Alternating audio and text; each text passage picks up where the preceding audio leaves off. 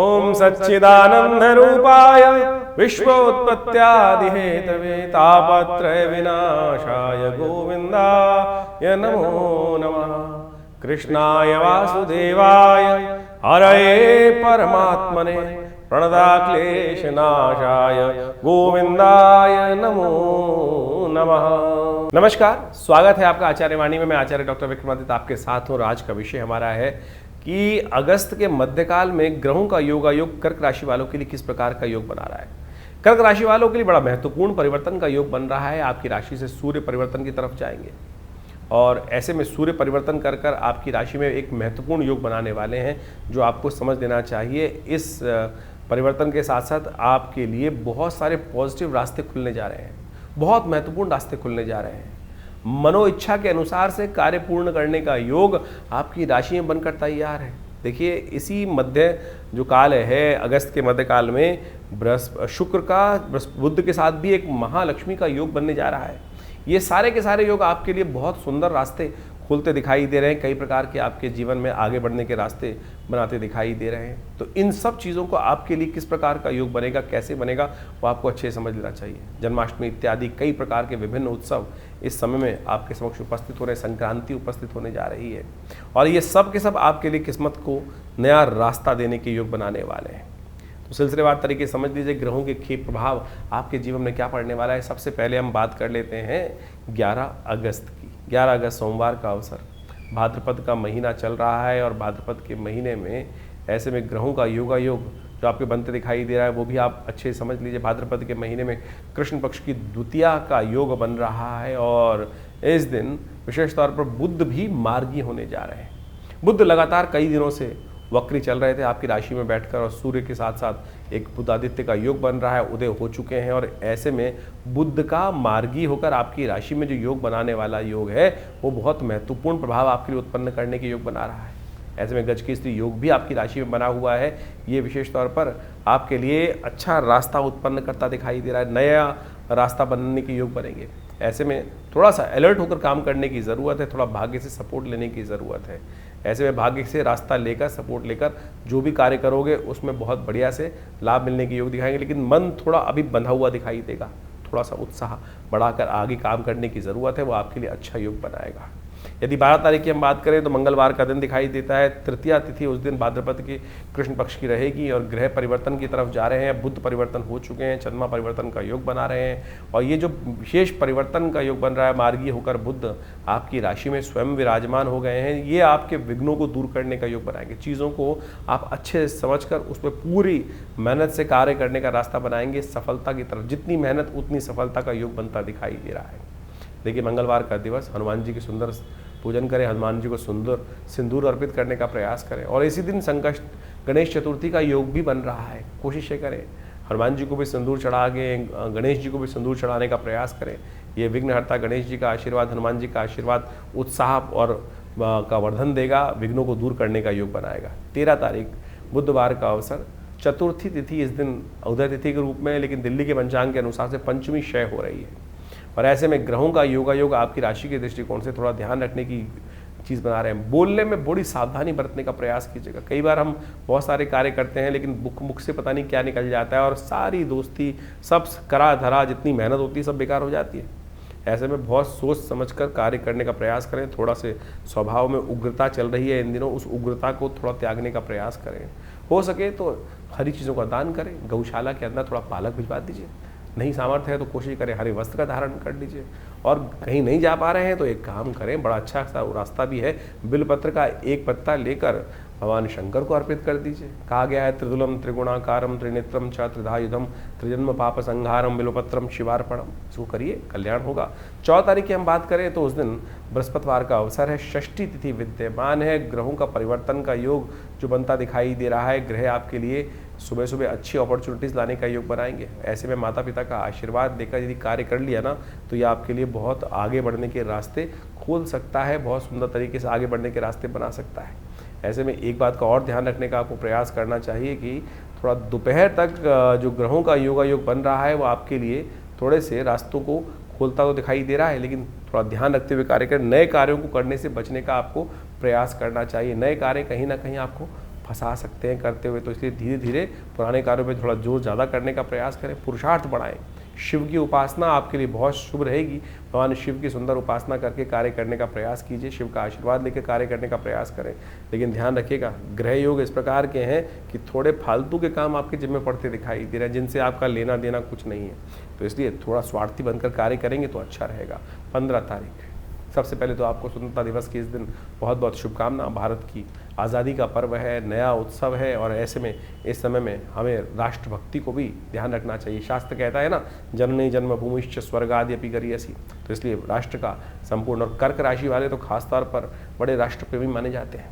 राष्ट्र के संबंध में कहा योग है कि भारत के साथ तो कर्क राशि वालों का विशेष संबंध ही है। तो ऐसे में पूरा भारत के लोग कर्क राशि वालों के लिए आमतौर पर पागल माने जाते हैं। कर्क राशि वालों के लिए बहुत संबंध अच्छा माना जाता है इस भारत के साथ, संस्कृति के साथ।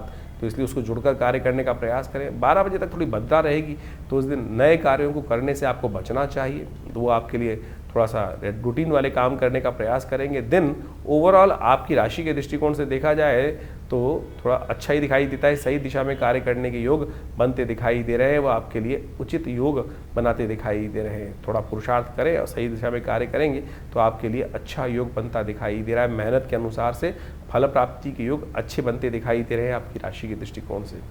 16 तारीख शनिवार का अवसर है और इस दिन जन्माष्टमी है। इस बार जन्माष्टमी का योग बड़ा सुंदर बनकर आया है। ये जन्माष्टमी का योग कई आपकी राशि के दृष्टिकोण से कई नए अपॉर्चुनिटी से खुलता दिखाई देगा। बड़े लाभ के रास्ते आपके लिए खुलते दिखाई दे रहे हैं। ग्रह आपके चंद्रमा उच्च के होकर आपकी राशि में विराजमान हो गए हैं।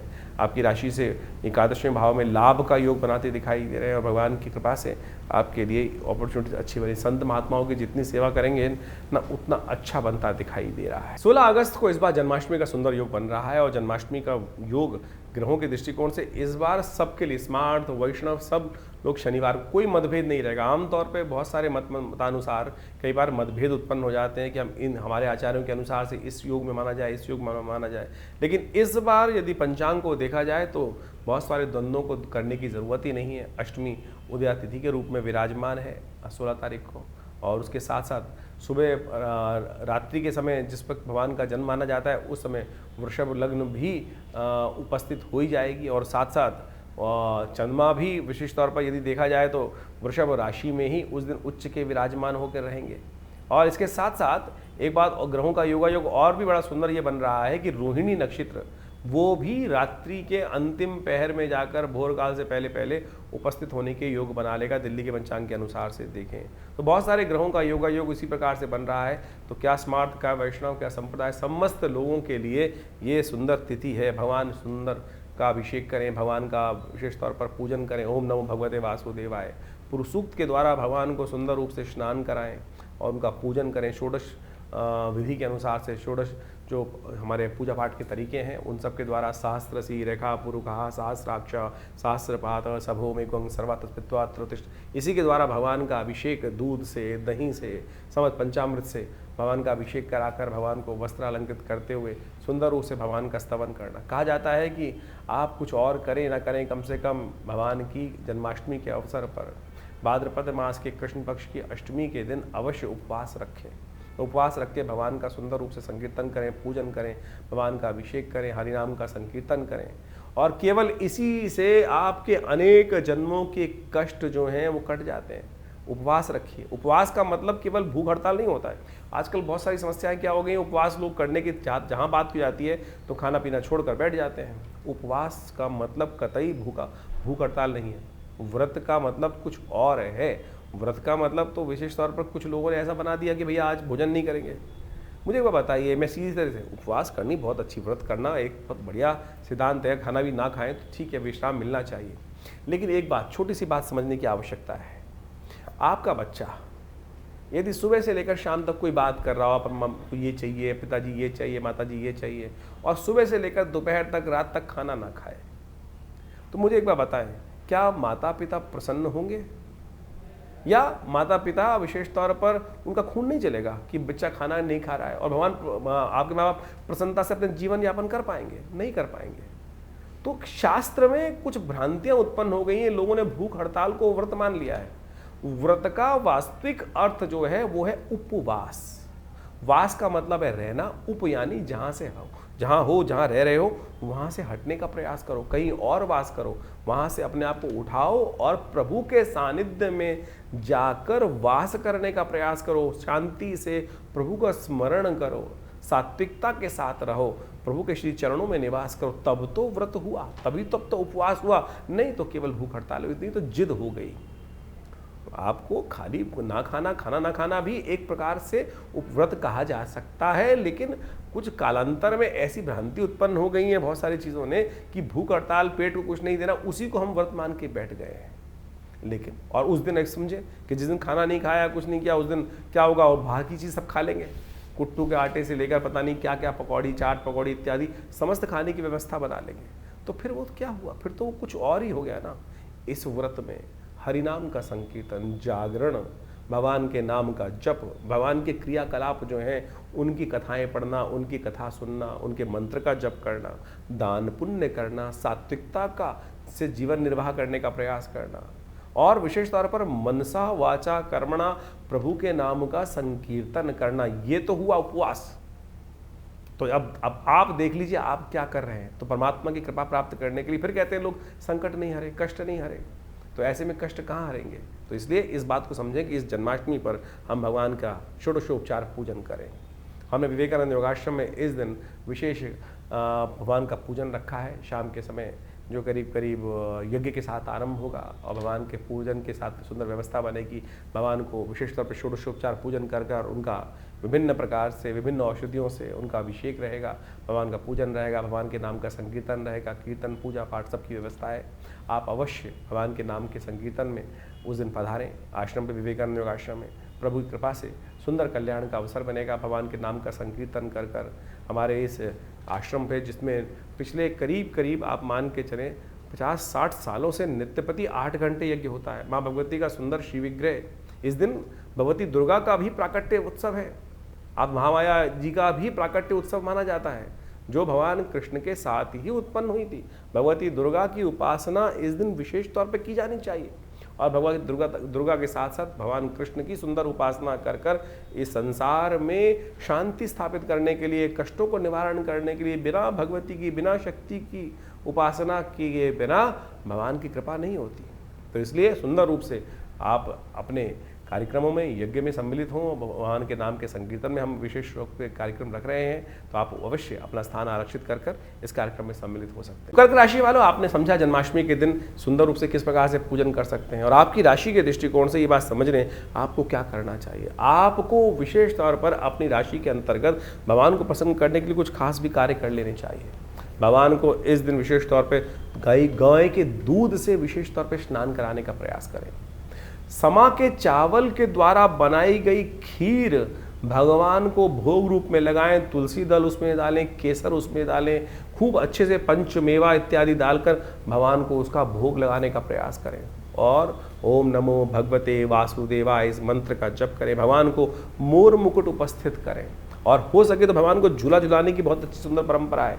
इस दिन आपकी राशि के दृष्टिकोण से हमें दिखाई देता है कि भगवान का सुंदर जो झूला है वो विशेष तौर पर श्वेत वस्त्रों से, श्वेत रेशमी वस्त्रों से सजाकर भगवान को अवश्य इन समस्त सामग्रियों को उपस्थित करते हुए भगवान को 4 झूले अवश्य देने का प्रयास कीजिए। भगवान की कृपा से कष्ट निवारण करने का योग बनेगा। तो आपकी राशि के दृष्टिकोण से इस कार्य को अवश्य आप करिए, भगवान की कृपा अवश्य बनी रहेगी और सुंदर रूप से इस कार्यक्रम को करेंगे तो अच्छा रहेगा। 17 तारीख की बात कर लेते हैं। 17 तारीख को रविवार का अवसर है और उस दिन 9वीं तिथि विद्यमान है और रविवार का सुंदर दिवस पड़ रहा है, और रविवार के दिन इस बार खास योग बन रहा है, संक्रांति का योग बन रहा है। संक्रांति, सूर्य बदल रहे हैं अपनी राशि को, लेकिन सूर्य का जो संक्रांति का जो पुण्य है वो अगले दिन रहेगा, क्योंकि जो सूर्य का राशि का परिवर्तन हो रहा है रात्रि में करीब 1 बजे के बाद होगा, तो ऐसे में उसका पुण्य अगले दिन माना जाएगा। लेकिन हृदय नाम का योग जरूर बन गया। आपकी राशि, सूर्य जो बदल कर जा रहे हैं आपकी राशि से द्वितीय भाव में जा रहे हैं, और बहुत अद्भुत मनोकामना सिद्धि का योग बनते दिखाई दे रहा है। ऐसे में ध्यान रखना चाहिए आपको, विशेष तौर पर भगवान सूर्य का नित्यपति जल दें, उनके तेज को अपने अंदर ग्रहण करें और नेगेटिव भाव मत रखना। जैसा सोचो वैसा करने का योग आपकी राशि बनता दिखाई दे रहा है। आपकी राशि में आपके घर वाले जितने आपसे प्रसन्न रहेंगे, आप समझ लीजिए आपकी किस्मत की चाबी आपकी माता जी आपके खासतौर पर आपके घर वालों के साथ ही है। घर वाले जितने प्रसन्न रहेंगे, अगर शादीशुदा लोग हैं तो पत्नी जितनी प्रसन्न रहेंगी, माता जी जितनी प्रसन्न रहेंगी, उतने आपके बारे में आ रहे, और जितने आपके घर वाले आपसे रुष्ट, समझ लीजिए आपकी किस्मत की चाबी कहाँ विद्यमान है। तो ऐसे में बहुत सारे अच्छे गुण आपकी राशि बनते दिखाई दे रहे हैं। इस दिन हो सके तो अगले दिन सुबह उठकर भगवान के निमित्त गेहूं इत्यादि का दान करने का प्रयास करें। ग्रह आपकी राशि में नया कुछ परिवर्तन करने का योग बना रहे हैं, सुंदर रूप से आपकी राशि में आगे बढ़ने के योग बनते दिखाई दे रहे हैं। 18 तारीख की हम बात करें, सोमवार का अवसर है, दशमी तिथि इस दिन विद्यमान है, ग्रह परिवर्तन की तरफ जा रहे हैं। इस दिन आपकी राशि के दृष्टिकोण से कुछ योग भारी बनते दिखाई दे रहे हैं। गजकेसरी योग तो बन रहा है, लेकिन ध्यान रखना थोड़ा सा अननेसेसरी कई खर्चे आपके जिम में परेशान करते दिखाई देंगे, तो अननेसेसरी खर्चे से बचने का प्रयास करें। नए कार्यों में बिल्कुल फंसने की ज़रूरत नहीं, क्योंकि इस दिन भद्रा विद्यमान रहेगी। सुबह करीब करीब 6:30 बजे से लेकर करीब करीब शाम के 5:30 बजे तक भद्रा का योग बनता दिखाई दे रहा है। तो नए कार्यों में बिल्कुल ना फंसे, नहीं तो कहीं ना कहीं नुकसान होने का भाव बन सकता है आपके लिए। 19 तारीख का दिन मंगलवार, एकादशी तिथि है, अजय एकादशी का सुंदर योग बन रहा है। आपकी राशि के दृष्टिकोण से यदि हम ग्रहों की बात करें, दिन थोड़ा सा हल्का दिखाई देता है, तो इसलिए जो भी कार्य करें बहुत सोच समझ के करने का प्रयास करें। अननेसेसरी की एंजाइटी, विचार, क्रोध मन में ना आने दें। छोटी छोटी बातों पे यदि गुस्सा होंगे तो कहीं ना कहीं अपना नुकसान कराने के योग बना सकते हैं। इस दिन हो सके तो भगवान विष्णु का सुंदर पूजन करें। भगवान विष्णु के निमित्त हो सके तो चावल इत्यादि का दान करना। चावल ना खाएं क्योंकि एकादशी है, तो ऐसे में ध्यान रखते हुए कार्य करना आपके लिए ज़रूरी है। 20 तारीख बुधवार का दिवस, द्वादशी तिथि विद्यमान है, और ग्रह इस दिन आपकी राशि के दृष्टिकोण से दिन थोड़ा भारी दिखाई देता है, लेकिन शाम आते आते कहीं ना कहीं कुछ ना कुछ अच्छा परिवर्तन, नए रास्ते बनते दिखाई देंगे। हो सके तो इस दिन गौशाला में जाकर गाय के बछड़े का पूजन करना चाहिए। इस दिन बुध प्रदोष है। शाम के समय में यदि आप भगवान शंकर पर बिल्वपत्र और खासतौर पर भंग इत्यादि अर्पित करेंगे तो आपके लिए आगे किस्मत को जगाने के योग बन सकते हैं। तो ग्रहों का योगा योग आपने समझा। इस वक्त भाद्रपद का महीना चल रहा है, और भाद्रपद के महीने में जो ग्रहों का योगा योग परिवर्तन का योग बनाएगा वो तो आपके समक्ष ही है, लेकिन एक विशेष योग बन रहा है कि इस भाद्रपद में 5 रविवार का योग बन रहा है, और इस बार राजा भी सूर्य ही हैं, पूरे जो विश्व के राजा है, संवत के राजा हैं, और उसके दृष्टिकोण से यदि ग्रहण प्रभाव देखा जाए तो इस बार पूरे विश्व में अच्छी खासी वृष्टि के योग बन रहे हैं, और वो इतनी ज़्यादा हो गई है, कई जगह लोग परेशान भी हो गए, त्रस्त भी हो गए हैं। और इस बार 5 रविवार का योग भाद्रपद में जो दिखा रहा है वो वास्तविक तौर पर एक बात को भी इंगित करता है कि जो इस वक्त भयावह पूरे विश्व में पानी की त्रासदी चल रही है, अतिवृष्टि होने के योग बन गए हैं, उससे कहीं ना कहीं अब कुछ ना कुछ रास्ता, बचाव का रास्ता बनता भी दिखाई देगा। लेकिन ये कहीं ना कहीं प्रकार से जो भाद्रपद महीने में यदि 5 रविवार पड़ जाए तो एक बात कही जाती है, युद्ध की आशंका, युद्ध की अफवाहें, कहीं ना कहीं मतभेद बहुत ज़्यादा कहीं ना कहीं संसार में बढ़ जाते हैं, और कहीं ना कहीं आपस में मनभेद भी होने लगते हैं। इस वक्त विश्व में जिस प्रकार से जो योगा योग बन रहा है वो कहीं ना कहीं आपदाओं का संकेत भी देता दिखाई दे रहा है। और ऐसे में जो अन्न इत्यादि के संबंध में जो कार्य करते हैं उनको भी थोड़ा सावधान रहना चाहिए। तेजी का माहौल बनता दिखाई दे रहा है। विभिन्न अन्न के क्षेत्र जितने भी हैं, खाद्य पदार्थ जितने हैं, गेहूँ इत्यादि, चावल इत्यादि, और बहुत सारी और भी जितनी चीज़ें हैं, उन सब में कहीं ना कहीं जो अतिवृष्टि के कारण से जो योग बनते दिखाई दे रहे हैं वो कहीं ना कहीं महंगाई को बढ़ाने की तरफ योग बनाते दिखाई दे रहे हैं। ऐसे में आपकी राशि के दृष्टिकोण से जो योग बन रहे हैं वो आपने अच्छे समझें। ग्रहों के प्रभाव को जितने जल्दी हम समझ लें और उसके अनुसार से अपने जीवन में सही रास्ता पकड़ लें, ये ज्योतिष का चमत्कारिक प्रभाव है। देखिए, जो सूर्य है वो हर एक स्थिति में एक सही निकलता है, लेकिन हर व्यक्ति पर उसका प्रभाव अलग अलग होता है। ग्रहों का ये परिवर्तन जो योग बनाते हैं, इन सब का प्रभाव सूक्ष्म दृष्टिकोण से हर व्यक्ति को समझ में आना चाहिए। ज्योतिष के दृष्टिकोण से बड़ा सूक्ष्म अन्वेषण है। आपकी जन्मपत्री, आपका जो भाग्य है वो हर व्यक्ति का अलग है। कहीं ना कहीं उस भाग्य पर किस प्रकार का योग बनेगा, ग्रहों का परिवर्तन क्या प्रभाव डालेगा, हर व्यक्ति पर अलग प्रभाव डालता है।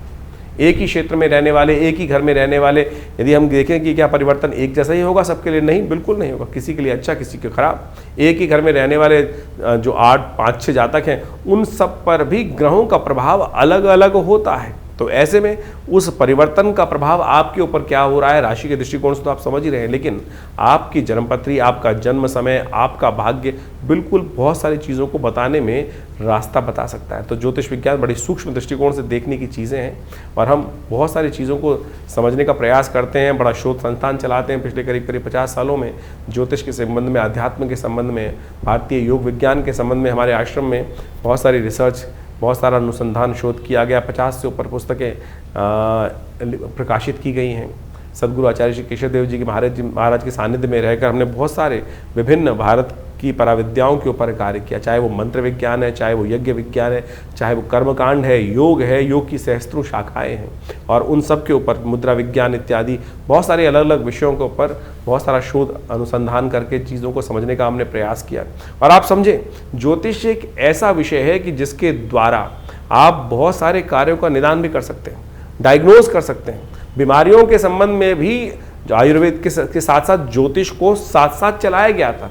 आज जो समाज में जो आयुर्वेद का या चिकित्सा विज्ञान का भाव है, वहाँ ज्योतिष के एक पार्ट को निग्लेक्ट कर दिया गया है। अरे ज्योतिष पूरी तरह से डायग्नोज पर ही है, आपके ग्रह बदले और वो कहीं ना कहीं कौन सा रोग उत्पन्न करेंगे, किस प्रकार से बीमारी का रास्ता बनाएंगे, ये भी ज्योतिष के अंदर बहुत अच्छे से, अगर समय खराब चल रहा है, किस प्रकार से कौन से मंत्र को जप कर कर, कौन सी मुद्रा का प्रयोग करके, कौन सी औषधि कब आपके लिए अच्छी अनुरूप रहेगी, कौन सी औषधि कब कार्य नहीं करेगी, ये भी ज्योतिष विज्ञान के माध्यम से आप बहुत अच्छे से समझ सकते हैं, कार्यों को कर सकते हैं। हमने इसके ऊपर बहुत अच्छे से चीज़ों को समझने का प्रयास किया। बहुत सारी चीज़ें हम समय समय पर आपके बहुत सारे अपने इन कार्यक्रमों के माध्यम से आपके समक्ष रखते भी आए हैं।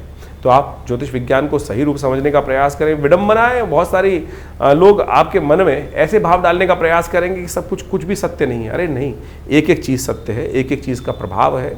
इसको आप समझें। हमारे ऋषि मुनियों ने हजारों लाखों पुस्तकें, लाखों अनुसंधान हमारे समक्ष उपस्थित किए हैं। हर ऋषि, करोड़ों ऋषि हुए आज तक हो चुके हैं और उन सब ने अपने शोध हमारी भारतीय संस्कृति में जगह जगह बताए हैं और लोग उसका प्रभाव देखते भी आए और हमने खुद देखा। बहुत सारे महामृत्युंजय मंत्र इत्यादि बहुत सारे अनुष्ठान जो समय समय पर करते हैं, उनका प्रभाव बहुत प्रत्यक्ष रूप से होता है। चाहे वो जीवन के स्वास्थ्य संबंधी समस्याएं, चाहे वो जीवन की किसी भी पहलू से संबंधित समस्या है, उसका निदान करने के लिए विभिन्न मंत्रों के माध्यम से, विभिन्न उपायों के माध्यम से, चाहे वो रत्न है, चाहे वो विभिन्न उपाय हैं, चाहे वो दान है, चाहे वो पुण्य है, चाहे वो औषधि है, चाहे वो ध्यान है, इन सबको मार्ग अपना सकते हैं। और तो और मुद्राएं अपने आप में चमत्कारी प्रभाव दिखाती हैं। ये शरीर के जो विभिन्न भागों के द्वारा योग और विभिन्न मुद्राओं का उपयोग किया जाता है। जैसे किसी का बृहस्पति खराब है तो ये ज्ञान मुद्रा का नित्यप्रति अभ्यास करें, देखें, किसी और चीज़ की आवश्यकता ही नहीं पड़ेगी। शनि यदि खराब चल रहा है, शनि का दुष्प्रभाव बहुत ज़्यादा जीवन में हो रहा है, तो यदि नेगेटिव प्रभाव है तो इसको इस मुद्रा के द्वारा, शून्य मुद्रा का उपयोग करते हुए, शनि की मुद्रा का उपयोग करते हुए यदि मंत्र जप किया जाए, कुछ भी उसका नित्य प्रति इस मुद्रा का अभ्यास किया जाए, तो उससे भी बहुत ज़बरदस्त प्रकार से आपकी समस्याओं को ठीक करने में रास्ते मिलते हैं। तो ऐसे बहुत सारी चीज़ें हैं, बहुत सारे मार्ग हैं जिनको आप समझेंगे तो बहुत अच्छे से रास्ता बनता दिखाई देगा, कष्टों को निवारण करने का योग बनता दिखाई देगा। और इन सब चीज़ों को हमें अच्छे से समझ लेना चाहिए। बहुत सारे लोग, ये कहानियाँ नहीं है, पुराण इत्यादि में जो रहस्य बताए गए हैं वो कतई किसी प्रकार भी कहानियाँ नहीं है, लेकिन उनके पीछे उसका आदि भौतिक, आदि दैविक रहस्य छुपा हुआ है। उन रहस्यों को हमको समझना चाहिए। अभी सावन का महीना समाप्त हुआ। सावन में भगवान का जैसे हम रुद्राभिषेक करते हैं, रुद्राभिषेक करते हुए भगवान पर विभिन्न प्रकार से भगवान को स्नान कराया जाता है, कभी दूध से, कभी दही से, कभी भस्म से। भगवान के ऊपर बिलपत्र चढ़ाए जाते हैं, दूर्वा चढ़ाई जाती है, भंग चढ़ाई जाती है, और तो और वो आक के पत्ते चढ़ाए जाते हैं, धतूरे के पत्ते चढ़ाए जाते हैं। यदि इनको वैज्ञानिक तौर पे आप देखने का प्रयास करेंगे तो इन सब के माध्यम से आप समझे, घास को चढ़ाकर भगवान के ऊपर चढ़ाने का कारण क्या है? उसका मंत्र है कांडात कांडात प्रोहंती। भगवान के ऊपर चढ़ाते हुए इस मंत्र को कहा जाता है। औषध विज्ञान के अनुसार से आपके जो बहुत सारी बीमारी को ठीक करने के लिए, पेट संबंधी बीमारियों को ठीक करने के लिए ये बहुत दिव्य औषधि है। जो घास के ऊपर 3 जो अंकुर, दिरवा अंकुर होते हैं, कहा जाता है गणेश जी एक बार बीमार हो गए थे और ऋषियों ने 108 दूर्वा अंकुर अभिमंत्रित कर कर गणेश जी को दिए, उससे उनको स्वास्थ्य में लाभ प्राप्त हुआ। इसी प्रकार से विभिन्न जो चीज़ें हमारे क्रियाकलाप कर्मकांड के सिद्धांत से भारतीय संस्कृति में बताई गई हैं, पुराण इत्यादि में चीज़ों में बताए गए हैं, वो सब के सब क्रियाकलाप बहुत रहस्यपूर्ण है। परम वैज्ञानिक हैं, औषधीय दृष्टिकोण से भी उसको अच्छे से समझा जा सकता है। तो आप इन सब को समझें। हम समय समय पर आपकी राशि के दृष्टिकोण से बहुत सारी चीज़ें बताते हैं, लेकिन जन्मपत्री भी उसका बहुत विशद विषय है और वृहद विषय है। साथ साथ आपके हाथ की रेखाएं, मस्तिष्क की रेखाएं और ये सब का सब शरीर की जो विभिन्न आकृति विज्ञान है, वो ज्योतिष के अनुसार समुद्र शास्त्र के माध्यम से इन सब रहस्यों को अच्छे से समझकर हम जीवन में उत्थान की तरफ आगे चलें। और भारतीय संस्कृति परम बहुत सुंदर रूप से उपस्थित किए गए इन सब रहस्यों को, तो आप यदि इन सब चीज़ों को समझेंगे तो बहुत बढ़िया आपके लिए बहुत सारे विषयों को अच्छे से हम बताएंगे। आश्रम के द्वारा जो प्रकाशित पुस्तकें हैं वो आप हमारी वेबसाइट पे जाके देख सकते हैं। mudrasforhealing.com वेबसाइट है हमारी, acharyavickramaditya.com वेबसाइट है हमारी, vivekanandnaturecure.com ये भी हमारे आश्रम की ही वेबसाइट है। और यहाँ पर हमारे आश्रम की समस्त गतिविधियों को समय समय पर हम बताते रहते हैं। बहुत सारे विभिन्न कार्यक्रम आश्रम पर समय समय पर चलते रहते हैं और इन सब विषयों को आप अच्छे से समझकर और इन सब से आश्रम से जुड़ें। और स्वागत है आप सबका हमारे यहाँ जो नित्य प्रति कार्यक्रम होते ही हैं। रविवार को विशेष कार्यक्रम में, यज्ञ में आप सब लोग सम्मिलित हो सकते हैं। सुबह 8 बजे से लेकर करीब करीब 10 साढ़े 10 बजे तक भंडारे के साथ बड़ा यज्ञ और स्वाध्याय इत्यादि का कार्यक्रम चलता है हर रविवार को। और आप सब अपने विषयों को लेकर आश्रम पे उपस्थित होंगे तो हम अवश्य जो भी भगवान की कृपा से रास्ता बनेगा अवश्य आपके साथ बनाएंगे। जीवन में कल्याण का मार्ग प्रशस्त हो, आप सबको आशीर्वाद, कल्याण हो, भगवान का कृपा आपके साथ हमेशा बनी रहे।